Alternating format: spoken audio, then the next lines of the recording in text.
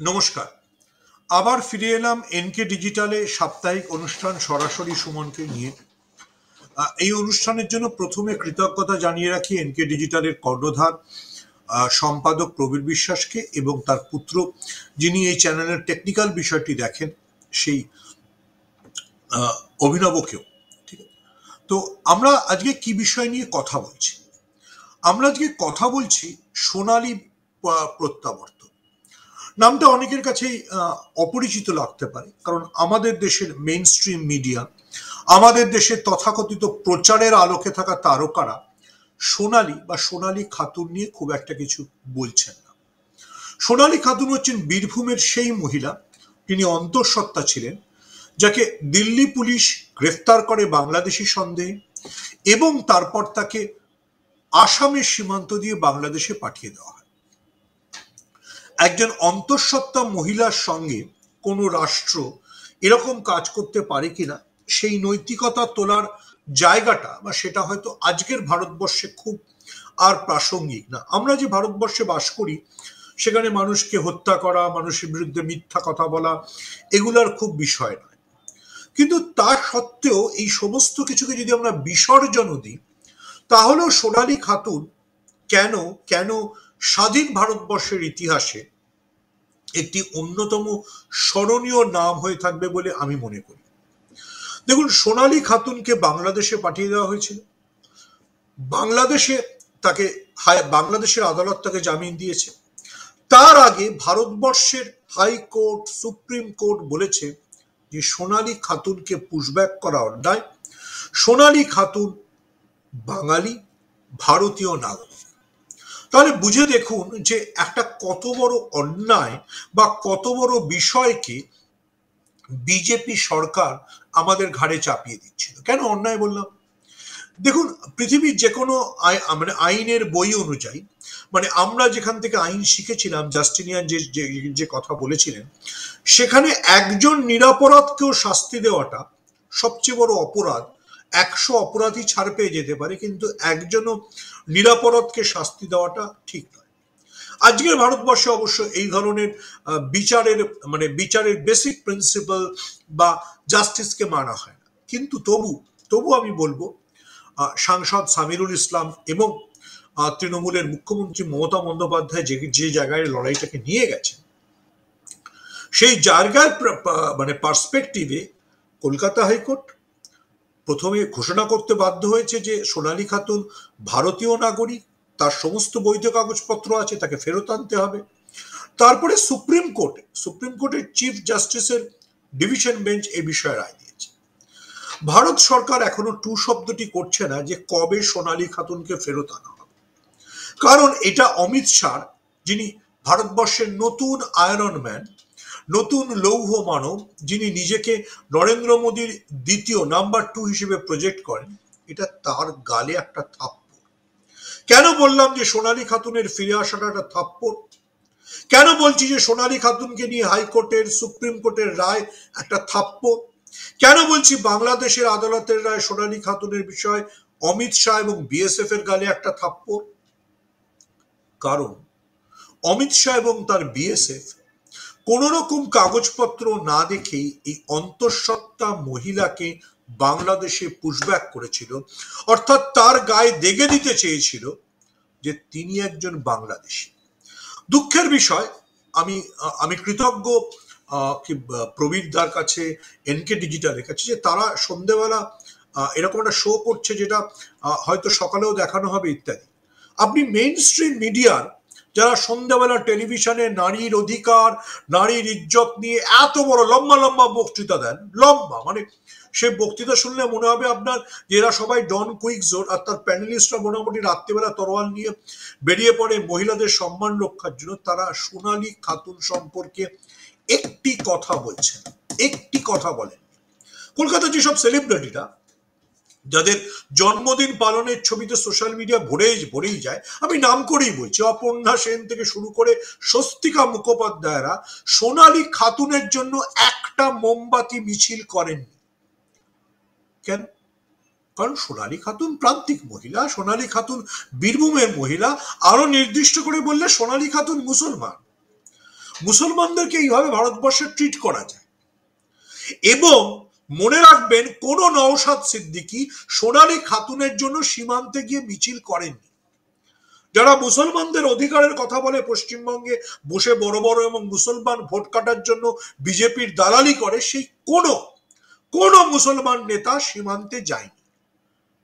সামিরুল ইসলাম গেছেন, মমতা বন্দ্যোপাধ্যায় সামিরুল ইসলামকে নির্দেশ দিয়েছেন, অভিষেক বন্দ্যোপাধ্যায় সামিরুল ইসলামকে ফ্রি হ্যান্ড দিয়েছেন, সামিরুল ইসলাম এটার জন্য শেষ পর্যন্ত লড়ে গিয়েছেন।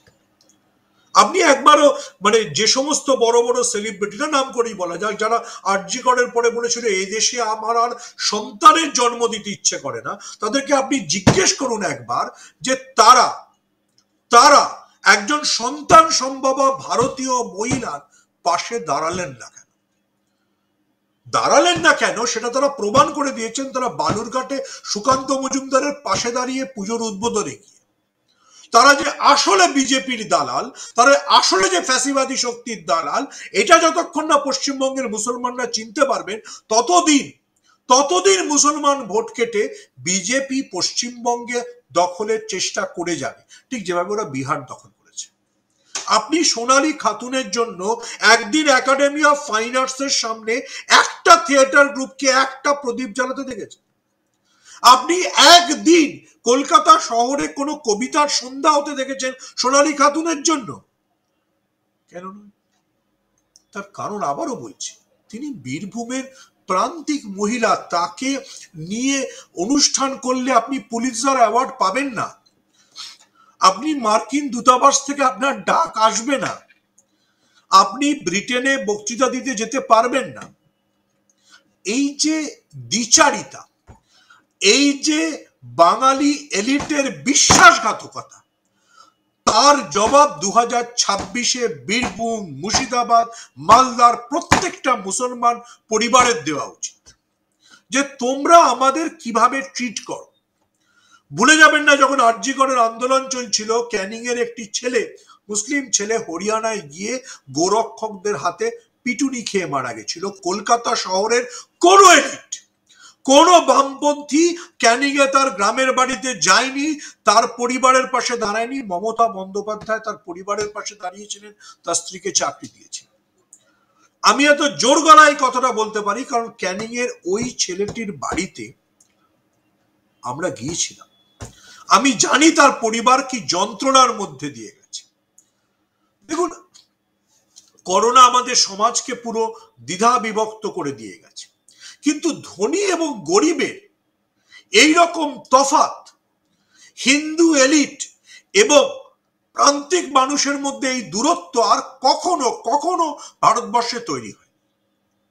যেটা বাঙালি এলিট, বাঙালি মেন স্ট্রিম মিডিয়া, বাঙালি টেলিভিশন চ্যানেল প্রতিদিন মাথায় ঢুকিয়েছে যে শুধুমাত্র কলকাতা শহরে কোনো মহিলা লাঞ্ছিত হলে সেটা একমাত্র ঘটনা, সোনালী খাতুনের কোনো সম্মান নেই। সে অন্তঃসত্ত্বা অবস্থায় তার সমস্ত কাগজপত্র দেখানো হলেও তাকে বিএসএফ পুশব্যাক করলেও একটা কথা বলা হয় না। যারা রোজ নাটক করে বলে না হাকিমপুর দিয়ে নাকি দলে দলে দলে দলে বাংলাদেশি চলে যাচ্ছে, তারা একবারও সোনালী খাতুনকে নিয়ে স্টোরি করে না। করলে তাদের নিজেদের চরিত্রটা ফাঁস হয়ে যাবে যে আমরা কতটা এলিটিস্ট।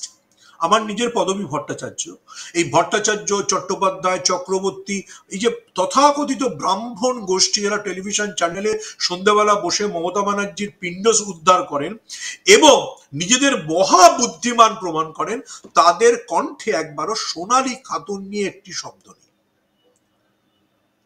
দেখুন, হাইকোর্ট যে আদালতের বিরুদ্ধে রাহুল গান্ধী থেকে শুরু করে অভিষেক বন্দ্যোপাধ্যায় বলেন যে আজকে ভারতবর্ষে আদালত আরএসএস আর বিজেপির কবজায় প্রায় চলে গিয়েছে, সেই আদালত পর্যন্ত বাধ্য হয়েছে সোনালী খাতুনকে ভারতীয় বলে শনাক্ত করতে। সেই আদালতের নির্দেশকে, কলকাতা হাইকোর্টের নির্দেশকে চ্যালেঞ্জ করে নরেন্দ্র মোদীর সরকার সুপ্রিম কোর্টে গিয়েছিল। সুপ্রিম কোর্টের ডিভিশন বেঞ্চ অব্দি সোনালী খাতুনের ভারতীয়ত্ব নিয়ে কোনো সংশয় প্রকাশ করেনি, বরং বলেছে আপনারা তাড়াহুড়ো করেছিলেন তাকে পুশব্যাক করতে। আজকের যুগে, এই অতি দক্ষিণপন্থী রাজনীতির যুগে, যখন ডোনাল্ড ট্রাম্প হুঙ্কার দেন সব অভিবাসীকে তাড়িয়ে দেব, নরেন্দ্র মোদী যখন হুঙ্কার দেন, অমিত শাহ যখন অনুপ্রবেশকারীদের উইপোকার সঙ্গে তুলনা করেন, তখন সোনালী খাতুন যে অনুপ্রবেশকারী নয়, তার প্রতিটা কাগজপত্র বৈধ, সেটা ভারতবর্ষের সমস্ত আদালত মেনে নিয়েছে, হাইকোর্ট থেকে সুপ্রিম কোর্ট। তবু নরেন্দ্র মোদী তাকে এখনো ফেরত আনেন।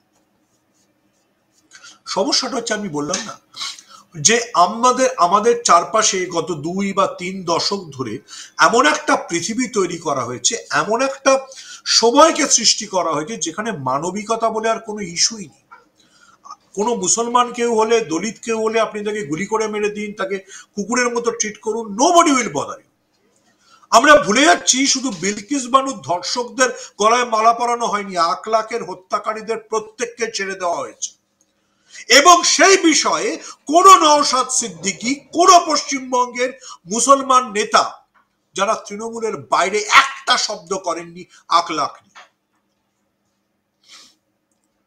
আপনি এর চাইতে দ্বিচারিতা, এর চাইতে খারাপ, এর চাইতে এলিটিজম কি করবেন? গান্ধীজি খিলাফত আন্দোলন দিয়ে, তার সমস্ত আন্দোলন দিয়ে, লবণ সত্যাগ্রহ দিয়ে ভারতবর্ষকে এক সূত্রে গাঁথার চেষ্টা করেছিলেন। ভারতবর্ষের হিন্দু, মুসলমান, শিখ, খ্রিস্টান, বৌদ্ধকে এক ছাতার তলে আনবার চেষ্টা করেছিলেন। নরেন্দ্র মোদী সেটাকে নস্যাৎ করে দিতে চেষ্টা করছে, অমিত শাহ সেটাকে নস্যাৎ করে দিতে চেষ্টা করছে। আমার যেটা জানার বিষয় সাধারণ রাষ্ট্রবিজ্ঞানের ছাত্র হিসেবে, যে বিদেশ নীতিতে নরেন্দ্র মোদী তো ট্রাম্প এবং নেতানিয়াহু, আমেরিকা এবং ইসরায়েলের দাসত্ব করতে করতে এমন ডিগবাজি খাচ্ছেন, এবার পুতিনকে একেবারে লাল গালিচা পেতে অভ্যর্থনা জানানো হবে। অর্থাৎ এতদিনের বিদেশ নীতিকে ত্যাগ করে সেই জওহরলাল নেহরুর পথে ফিরে গিয়ে মস্কো এবং আমেরিকার সঙ্গে সমদূরত্ব রাখা, কিন্তু মস্কোকে বন্ধু হিসেবে দেখাতে ফিরে যাচ্ছে ভারতবর্ষ। যারা কলকাতা শহরে থাকেন তারা দেখবেন যে কলকাতা শহরে যে শহরে পুতিন আসছেন না, সেই শহরে পুতিনকে স্বাগত জানিয়ে পোস্টার, ব্যানার পড়েছে। নিশ্চয়ই ভারত সরকারই ফেলেছে। আর আপকি বার ট্রাম্প সরকার বলে চিড়ে ভিজছে না, তাই পুতিনকে স্বাগত জানাতে হচ্ছে। টাকা আনতে হচ্ছে সৌদি আরব থেকে, ডোনাল্ড ট্রাম্পকেও আনতে হয়, সেটা আলাদা প্রশ্ন। সৌদি আরব আর কাতার থেকে আদানি টাকা পাচ্ছে। জয়সাতার ক্রিকেটটা চালান মুসলমান শাসিত সৌদি আরবে বসে। শুধু ভারতবর্ষে, শুধু এই পশ্চিমবঙ্গে প্রত্যেক মুসলমান বাংলাদেশি, প্রত্যেক মুসলমান অনুপ্রবেশকারী, প্রত্যেক মুসলমানকে পুশব্যাক করতে হবে, না হলে বুলডোজারে করে ছুঁড়ে ফেলে দিতে হবে, পেলোডারা করে সীমান্তের ওপরে ফেলতে হবে। এটাই বিজেপির নেতারা বলেন। সোনালী খাতুনকে তো ফেলেছিলেন, গালে থাপ্পড় মেরে সুপ্রিম কোর্ট, হাইকোর্ট, বাংলাদেশের আদালত ফেরত পাঠাতে বলছে। আপনারা লজ্জায় নিয়ে আসতে পারছেন। আবারও বলছি, সোনালী খাতুন ভারতবর্ষের ইতিহাসে একটা নাম হিসেবে থেকে যাবে, যেটা ভারতীয় রাষ্ট্রযন্ত্র কি ধরনের অত্যাচার সংখ্যালঘুদের উপর নামানোর চেষ্টা করেছিল, এবং কিভাবে রাষ্ট্র তার অত্যাচার নামিয়ে এনেছিল, এবং কিভাবে সাধারণ মানুষ তার প্রতিবাদ করেছিল, তার প্রতীক হিসেবে। সিএনআরসি আন্দোলনের সময় একটা গানের খুব কথা ছিল না, সব কুছ ইয়াদ রাখা যায়। আমি একজন ভারতীয় হিসেবে, ভারতীয় হিন্দু হিসেবে, বাঙালি হিসেবে সারা জীবন মনে রাখবো মোদী, অমিত শাহ সোনালী খাতুনকে কিভাবে ট্রিট করেছিল।